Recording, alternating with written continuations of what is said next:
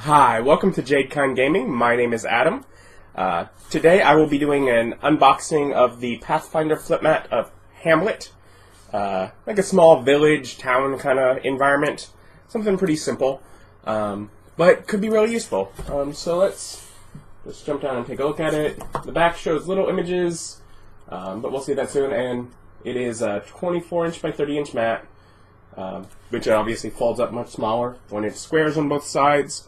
And I believe wet erase and dry erase markers. They say permanent erase with a weird way to erase to get it off there. Permanent markers would erase, but I've not actually tested that one. I have used both wet and dry markers on them. I prefer wet erase, mostly just because it's less likely to come off during play. So you have your little sleeve, which I do use now. I put them on the shelf, and I like that they have the title there. So I actually fold them back up into it, and that way on the shelf it's really quick to reference the map. It's, of course, double-sided.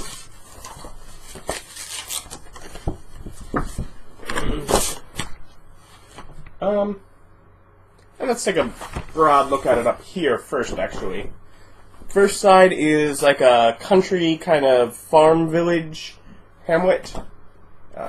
And then the other side is going to be more of a mountainous kind of rugged terrain one. So we'll look at the first side of the one here. See what we have. We have like what looks like probably a little bit of a, yeah, you can see like broken bits of the wall. So like a ruined tower. But, you know, while parts of it can be falling down, it's still enough that they might get a little more elevation, enough to, from there, have a bit of a vantage point from the top of this tower here. And it's like a much sturdier kind of, you know, falling down, but older structure, something maybe with a town, and right along the road that appears to be headed into town. Yeah, you know, a small building there, and a few smaller buildings around. And they are clearly marked. There's little, what looks like, you know, semicircle stairs at the entrances. Looks like another pathway leading out of town over here. Again, another, another marking for, so you know where the doors to these are.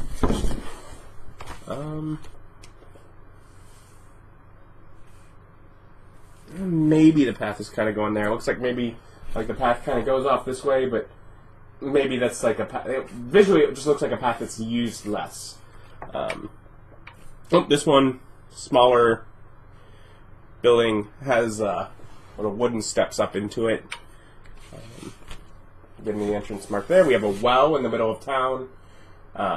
Sort of seems like a little gathering spot. Building enters here beside the big old field. And I mean, obviously, this is a 1, 2, 3, 4, 6, 7 buildings in this town as a whole. So not a whole lot.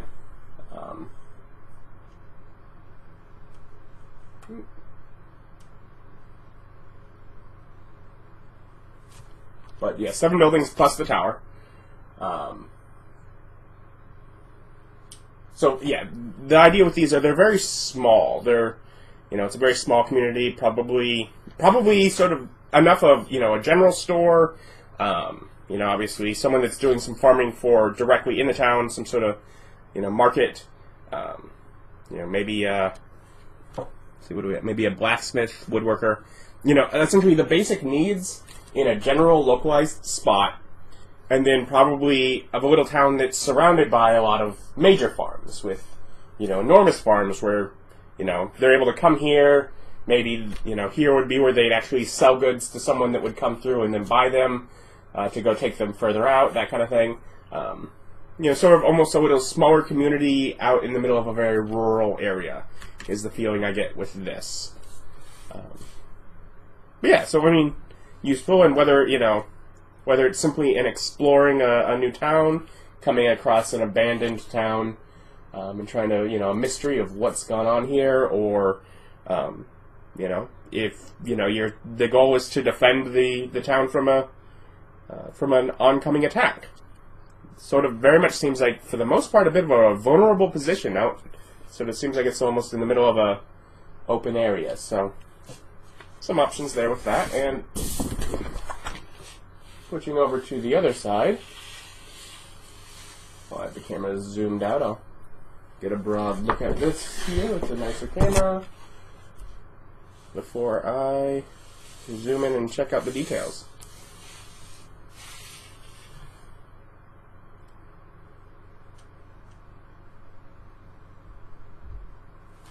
Alright.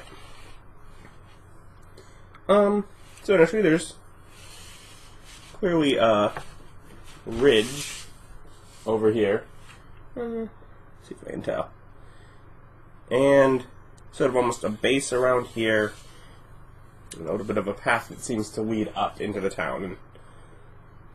And the difference from this side from the other, well, this side you don't see the roofs. This side you see inside the buildings. So it's very clear, much easier with, here's the entrance in, small little house, another little home that has sort of a little entryway, and then off to rooms on either side.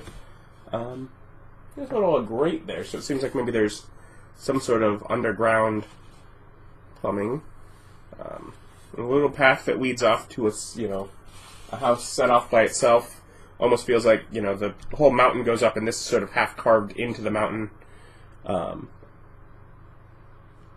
Like maybe this is an elevated section of it where they'd be closer to the roof up here than over here on this little path.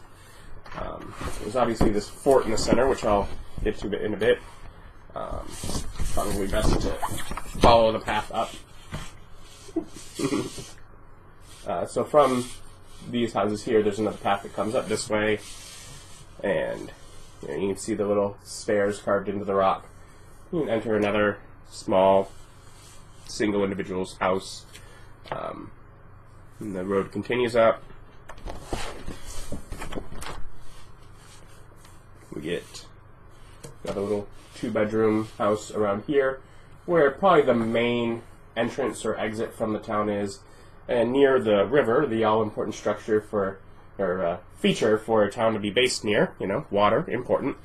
And then it sort of seems like some of this area is more rough, less path, but so you could walk, not unnavigatable, of course, but I actually almost maybe have this look be like a rough terrain, walking up to guard tower here, or likewise around to a more secluded house over on this side, which has what looks like you'd have to almost go off-road or something like that to get to the house. So there's that, and then of course we have the main feature in this one, which is the keep.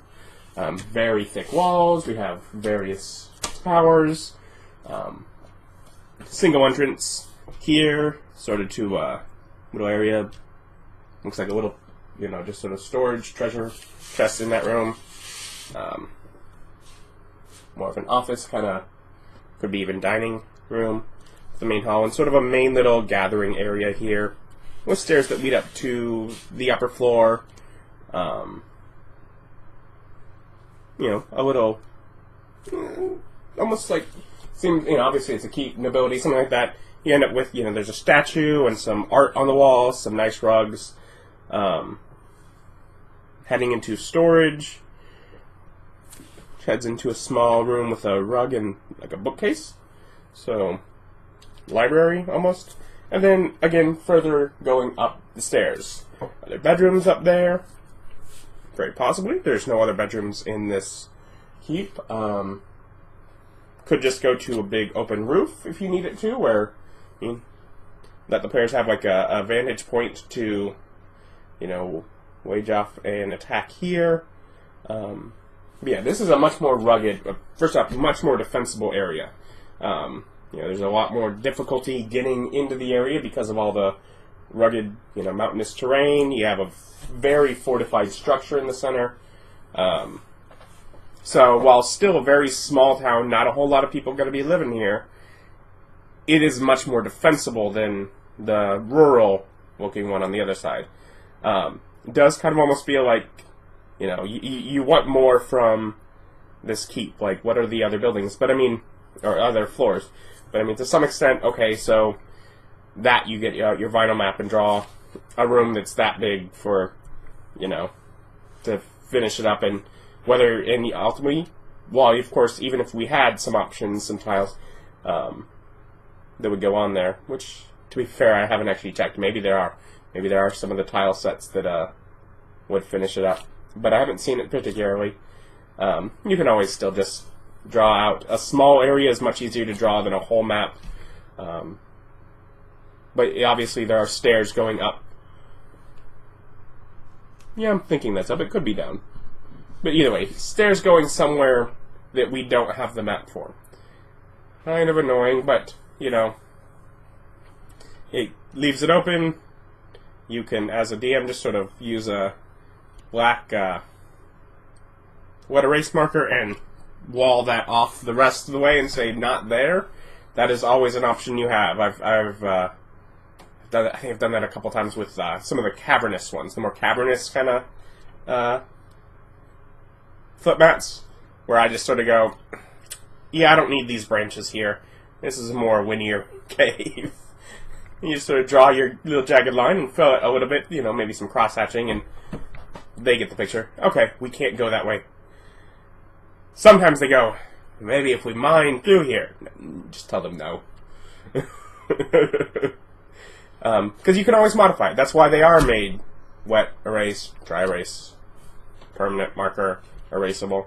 But yeah, so a couple little villages, little areas. You know, I got it thinking maybe some point as, you know, my players are going along a path. This is almost the kind of small town that would just be along the path. You know, as they're traveling, they might come across one of these, maybe not even on the map. It's too small to be bothered to be put on the map.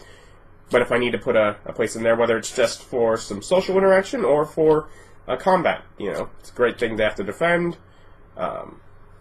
Technically, you can make them organize an attack on one, although that really would depend on the campaign. You know, little small communities. But yeah, so that is the Hamlet Pathfinder flip map. I'll put a link down below to be able to get the map yourself. Thank you for watching and have a great day. Bye.